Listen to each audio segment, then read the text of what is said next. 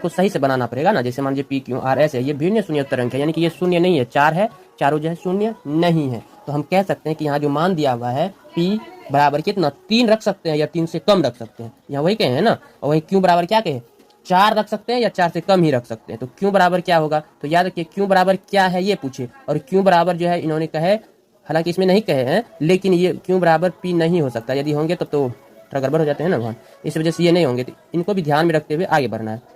तो चलिए मान लीजिए यदि पी का मान कहाँ तक डिसाइड कर सकते हैं, तो पी बराबर हम 1 रख सकते हैं, 2 रख सकते हैं, 3 रख सकते हैं, बाकी 4 तो नहीं रख सकते क्योंकि यहीं तक सीमित किए हैं। और क्यू का मान कितना रख सकते हैं, 1 हाँ रख सकते हैं, 2 रख सकते हैं, 3 रख सकते हैं और 4 रख सकते हैं, ये 4 डिजिट रख सकते हैं। तो चलिए मान लीजिए यदि हम पी का क्यू यहाँ पे इसी प्रकार हम सोल्व किए थे, मान लीजिए हम पी का मान कितना रखे, पी बराबर 1 रखे। जब पी बराबर 1 रखे तो पी का मान सारा 1 1 हो गया, यानी कि पी गुना कितना थे पी क्यू, तो सारा चीज मान कितना हो गया 1 1 1 1 1, ये गुना का क्यू बच गए। तो इस तरह से आ गया, इस फॉर्म में आया। तो क्यू का मान हम यहाँ से रख दिए कितना 1। तो यहाँ देखिए क्यू का मान अभी हम बताया आपको कि 1 2 3 4 तक रख सकते हैं। तो यहाँ क्यू का मान 1 बैठा दीजिए, यहाँ 1 बैठा दिए, तो 11 गुना 11 11 11। तो ये भी जो है पूर्ण रूप से 3 ही डिजिट होंगे, ठीक ना, मात्र 3 डिजिट आएंगे। हमको चाहिए 4 डिजिट, ठीक ना, 4 डिजिट आंसर यहाँ RRSS दिया हुआ है, यानी कि 4 डिजिट आंसर चाहिए, तो इसलिए हम इनको काट दिए। उसी प्रकार यहाँ यदि हम पी का मान 2 मानते हैं तो सारा 2 2 हो जाएंगे, 2 2 2, क्यू का मान 2 रख दीजिए। तो इस तरह से पूरा निकालते हैं तो ये भी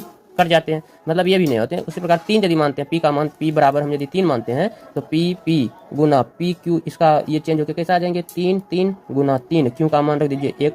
तो 31 गुना यहाँ पे हम किए हैं, देखिए यहाँ पे 33 गुना 31 तो कितना आया 1023। उसी प्रकार से ये भी डिजिट ये आया 4 डिजिट, 1 2 3 4 डिजिट आया, लेकिन अंत में यहाँ देखिए SS है ना, SS यानी कि जो S ये है ये मतलब समान है। यदि ये 2 है तो ये भी 2 ही होना चाहिए, यदि ये 3 है तो ये भी 3 होना चाहिए, ऐसा यहाँ प्रश्न में कह रहे हैं।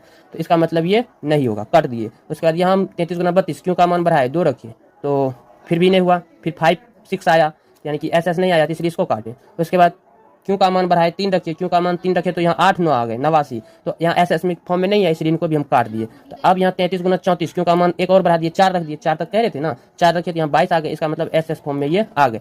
इस तरह से हम बिना कथन को देखे जो है, बिना कथन को देखे R और S का मान 1, R बराबर जो है 1, R बराबर 1 और S बराबर 2 निकालिए हम बिना कथन देखे।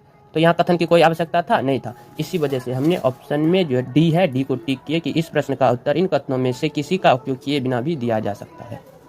तो बताइए आप कोई और डाउट है तो मैसेज जरूर कीजिएगा, ठीक है। तो चलिए मिलते हैं फिर कल क्या आज ही शाम में आपका जो 5 प्रश्न आएंगे। तो सो अभी बाय बाय, अभी मॉर्निंग का टाइम था इसलिए आपका प्रश्न आंसर देके कमेंट में आप बोले थे कि हम नहीं समझे, तो इसलिए सोचिए क्यों ना आपको जल्दी समझा दें। तो चलिए यदि समझ गए होंगे तो लाइक कर लीजिएगा और साथ में अपने दोस्तों को भी शेयर कर दीजिएगा। Love you bye.